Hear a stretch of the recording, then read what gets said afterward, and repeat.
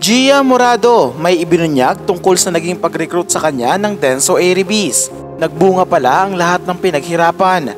At mga bashers may matinding patutsada tungkol sa magiging role ni Gia sa Japanese team. Pero before we begin, please don't forget to subscribe, like, and comment on this video. I-click din ang notification bell para lagi kayong updated sa Creamline happenings. Sa wakas ay kinumpirma na ng Denso Airy-Bees na si Gia Morado nga ang kanilang magiging Asian import sa darating na Japan V-League. Tinuldukan nito ang ilang linggong haka-haka na aalis na ang nasabing player sa Creamline Cool Smashers. Sa Instagram nga ay sinabi ng Denso na si Gia at ang Brazilian Olympia na si Rosa Maria Monteveler ang kanilang foreign guest players ngayong paparating na season. Inaasahan na mas palalakasin pa ng dalawa ang opensa ng team para malagpasan ng 6th place finish noong 2022. Matapos ang confirmation ay kaliwat kanan na ang interview ng 4-time PVL MVP. Sa isang panayam, may ibinunyag si Gia tungkol sa naging proseso ng pag-sign up niya with Denso.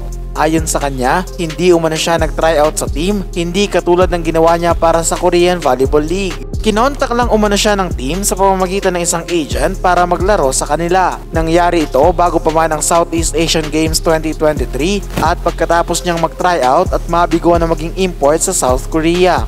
Noong mga panahon na iyon ay kakatapos lang ng PVL All-Filipino Conference kung saan nag-champion ang Creamline. Posibleng dito pa lang ay na-scout na si Gia lalo pat siya ang itinanghal na best setter at finals MVP. Posible rin umano na may Japanese agent na nakasaksi ng virtual tryout ni Gia sa Korea at agad itong kinonsider bilang bagong player ng Airy-Bees. Hindi na nga ito nakapagtataka dahil swak naman talaga ang low fast sets ng Creamline setter sa Japanese style of volleyball. Konting tweaks na lang ang kailangan at makakasunod din siya sa buong sistema ng team. I was contacted and invited by Denso through an agent prior to the Southeast Asian Games. I know I won't be playing volleyball forever and this opportunity came at the perfect time for me to be able to pursue a lifelong dream of playing as an import setter. Dahil sa anunsyo ng Denso, maraming bashers naman ang kumestyon sa posibleng role ng 8-time PVL best setter sa kanyang bagong team. Ayon sa ilan, mababangko o magiging bench player lang daw si Morado dahil sobrang dami ng magagaling na players sa Airy-Bees. Dalawa na rin umano ang setters nito at talagang possible na magkaroon lang ng limited playing time ang Pinay setter. Marahil ay kinuha lang umano siya para ma-feel ang requirement na kailangan ng isang Asian import.